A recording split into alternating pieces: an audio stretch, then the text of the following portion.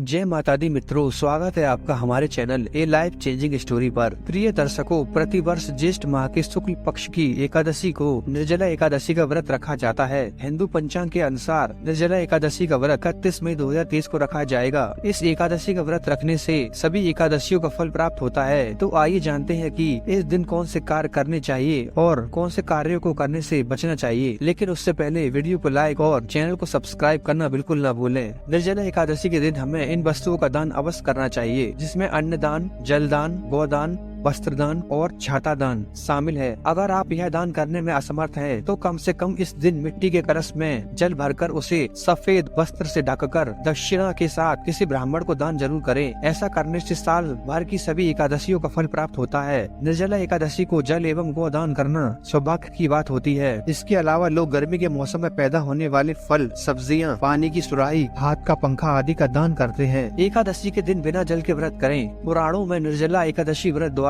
मनोरथ सिद्ध होने की बात कही गई है। इस एकादशी के व्रत को विधि पूर्वक करने से सभी एकादशियों के व्रत का फल मिलता है। शास्त्रों के अनुसार निर्जला एकादशी व्रत में सूर्योदय से लेकर दूसरे दिन के सूर्योदय तक जल का त्याग कर देना चाहिए और अगले दिन सूर्योदय के बाद पूजा करके पारण के समय जल ग्रहण करना चाहिए। ऐसा करने से जहाँ वर्ष की सभी एकादशियों का फल मिलता है, वही पूरे वर्ष शुभ परिणाम प्राप्त होते हैं। निर्जला एकादशी के दिन भगवान विष्णु की लक्ष्मी माता सहित आराधना की जाती है। इस दिन पीताम्बरधारी भगवान विष्णु की विधिवत पूजा करें और साथ ही श्री विष्णु जी के मंत्र ओम नमो भगवते वासुदेवाय का जाप करते रहना चाहिए। जो लोग गोदान नहीं कर पाते हैं, वे इस समय जलदान जरूर कराते हैं। ज्येष्ठ माह में बहुत अधिक गर्मी पड़ती है, तो जगह जगह प्याऊ लगाना और लोगों को पानी पिलाना पुण्य का कार्य है। इस दिन जल में वास करने वाले भगवान श्रीमन नारायण विष्णु जी की पूजा के उपरांत दान पुण्य के कार्य कर समाज सेवा की जाती है। ऐसा करने से पितृ दोष दूर होने के साथ ही चंद्र दोष भी दूर होता है। इस दिन श्री हरि विष्णु के साथ ही माता लक्ष्मी की पूजा करें। एकादशी तिथि के